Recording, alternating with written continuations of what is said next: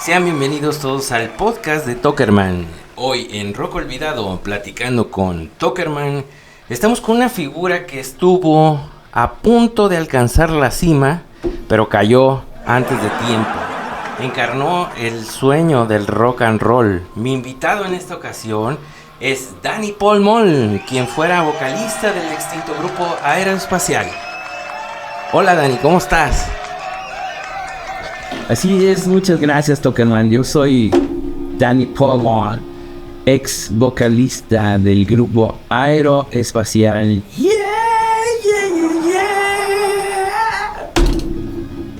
Oye, a ver, platícame un poquito, ¿qué se siente haber sido y ya no ser una estrella de rock and roll tan exitoso como en los años 90? ¿Por qué crees? ¿Por qué crees que mi talento ya no es reconocido en estos días? ¿Tú por qué crees? Porque la gente ya no entiende de canciones estructuralmente más complejas, ¿no? Ahora todo es suavecito, todo es digerido, sin pensarle mucho. Ahí dale, mucho. Eso.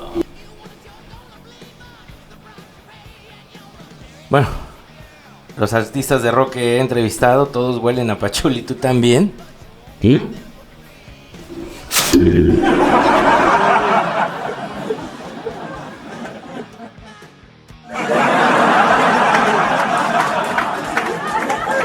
Nunca pensé que alguien me entrevistaría de nuevo para hacerme estas preguntas, pues bueno, tan estúpidas.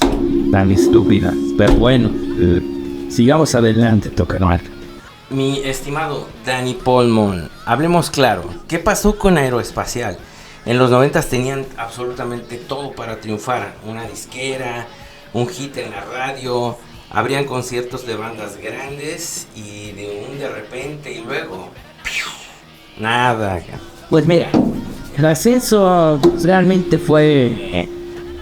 Aeroespacial era un grupo con mucha energía. Éramos chicos con hambre de conocer, con actitud. En el 96 pues firmamos con una disquera que nos permitió a darnos una idea de lo que era el negocio de la música, y nos prometieron el cielo, la tierra, todo. Tuvimos nuestro primer sencillo, Encendiendo Deseos, sonando en la radio, que abrimos conciertos para bandas pequeñas primero, y ahí empezamos a darnos a conocer, y la gente nos empezó a... Nosotros le llegamos a abrir a grupos como Laca Mortal, Los Pelucones del Abismo, Telequinesis Aberrante, y pues los más importantes. Fuimos creciendo dentro del ambiente de la música, y ahí ya les abríamos a grupos como Los Esbeltos. Ellos eran los más grandes en ese momento. Realmente Los Esbeltos eran quienes marcaban la pauta en la escena local aquí. Así es, sí. Eran Los Esbeltos. Sí, te entiendo. Nosotros empezamos a darnos a conocer con canciones que fueron escalando el gusto del público, que ya se estaba acostumbrando a la música del rock and roll, y las bandas estaban empezando a querer más festivales con música de rock and roll, y eso nos venía a nosotros bastante bien. Y entre nuestras canciones que encontrábamos estaba como El diablo me debe 20 pesos, Vomité en tu cumpleaños y me arrepiento. Ese fue un exitazo. Mi novia Buenonita, que es mi prima, ese fue un exitazo que nos abrió muchas puertas. Tu prima es más bonita que tú, pero paga la resta. Mamá, ¿por qué nací en domingo? Esa era una balada rock que nos catapultó a los grandes escenarios realmente ya.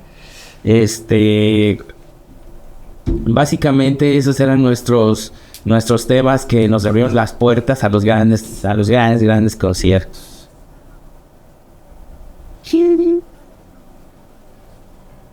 Tengo entendido que los integrantes nunca cambiaron de la banda. ¿Quiénes eran entonces? ¿Quiénes eran los integrantes de la banda? Sí, bueno, realmente nosotros no cambiamos de integrantes, ¿sabes? Siempre fuimos los mismos.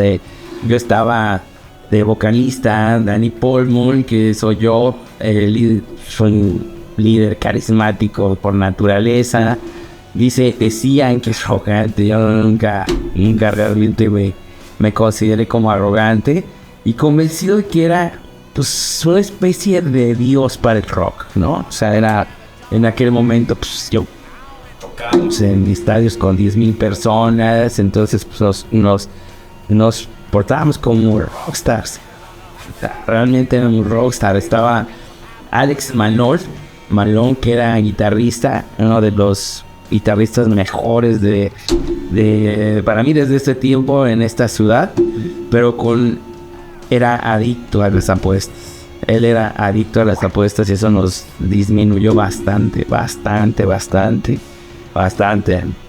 Antonio Thunder Mendoza estaba en la batería, era un animal atrás de la batería, era un tipo con la actitud explosiva, como se necesitaba, realmente como era necesario, porque el punch que traíamos nosotros pues necesitaba de una batería que sonara durísimo, ¿verdad?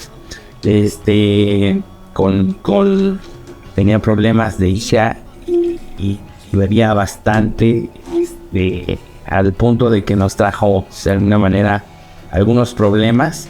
Estaba Ramón de los Rojos, el que era bajista. Él era el más tranquilo del grupo en realidad, pero también un poco desafortunado en la vida, muchos accidentes dentro de su familia. No quiero entrar en detalles con eso, pero pues ahí estuvimos todos, estuvimos apoyando de alguna manera, unos con una cosa, otros con otra, pero apoyando, ¿no? Estuvo Frankie Fernández, que era nuestro manager, maldito, un empresario de poca monta, ¿verdad? Que vendió a la banda como los pistolas y rosas de aquí de México, pero realmente no tenía ningún talento y pues nomás nos hizo dinero con nosotros y al final desapareció. Si alguien lo haya visto, Frankie Fernández, él era nuestro manager y ahí se llevó una lana. Hace muchísimos años de esto. ¿Y realmente qué fue lo que pasó después? Pues mira, al paso del tiempo, la disquera nos quería convertir, como te había dicho, en una copia barata de los pistolas y rosas, y nos hacían vestir de cierta forma, nos escribían canciones que no sentíamos en realidad.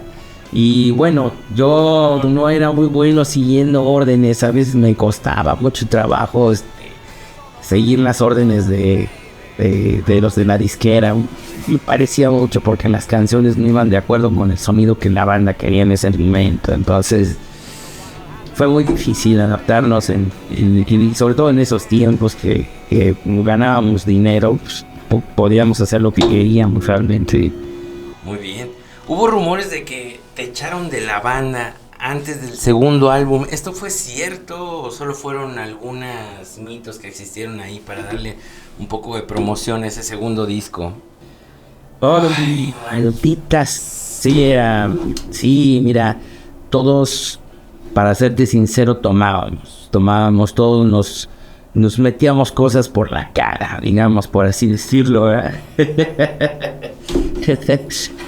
Y un día fuimos más allá y nos presentábamos tarde a los ensayos porque todos llegábamos tarde, pero hubo veces que había que posponer el ensayo hasta 4 horas y pues eso no iba de acuerdo con lo que el grupo realmente quería, ¿verdad? Entonces tuvimos que pues disciplinar un poco esa parte, pero ya era un poco tarde para hacer eso porque ya la gente ya se había acostumbrado a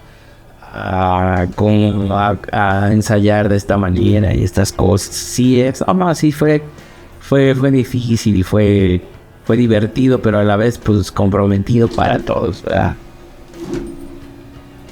Oye, ¿y ahí se acabó todo? O sea, ¿realmente eso fue todo? Híjole.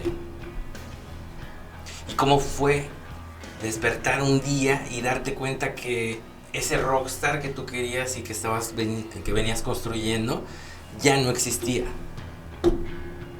Pues te despiertas un día y al principio no llegas todo, dices, oh, no, creí que era un bache en el camino, cuando en realidad pues ya era demasiado tarde y las llamadas de las disqueras ya no llegaron, ya no fueron lo que eran antes. O sea, realmente nunca nos volvieron a hablar, en realidad, ¿no? Me intenté formar otra banda que se llamaba Los Glamorroides, buena, pero pues, ya nada más para mantenernos en la escena, porque pues Los Glamorroides no era con el mismo punch que era Aeroespacial, pero era una mezcla más de glamour, ya era como más jugarle a glamour en esa banda, ¿verdad? Pero pues nadie le apostó con nosotros. Yo hablaba con los de las disqueras y pues decían, bueno, pues pero tú eres de Aeroespacial, realmente no me querían ver, pero como Aeroespacial. El paso del tiempo fue bastante difícil, ¿sabes? Ya nadie nos recordaba, ya se había pasado todo el furor del rock and roll y pues ya fue muy difícil que volviéramos a hacer algo así, eso, o sea. ¿Todavía tienes sueños? Claro, todos tenemos sueños, y más cuando estuviste en estas épocas en el medio del rock and roll y la música, pues claro, te quedan ahí ciertas cosas que te gustaría pues, tratar de intentar y empiezas a planear, pero obviamente con una estructura pues sí, más pequeña, ¿verdad?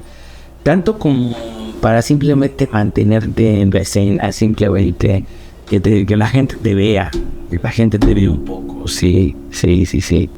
Mi estimadísimo Dani Polmol, te agradezco muchísimo que hayas estado con nosotros y que hayas compartido tu historia de ser un rockstar durante los años 90 y 2000, la historia del rock and roll y todo lo que en ella estuvo involucrado. Te agradezco mucho que hayas compartido con nosotros y con nuestro público.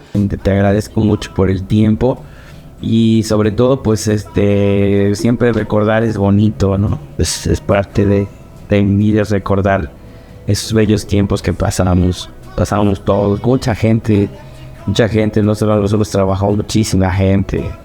Te agradezco mucho. Fue muy bueno estar aquí contigo, recordarnos para planear algo mucho mejor. Gracias. No me queda más que agradecerles el tiempo que dedicaron al ver esta entrevista y recuerden, no calienten si no se lo van a comer, ¿eh? Gracias, hasta luego. Adiós.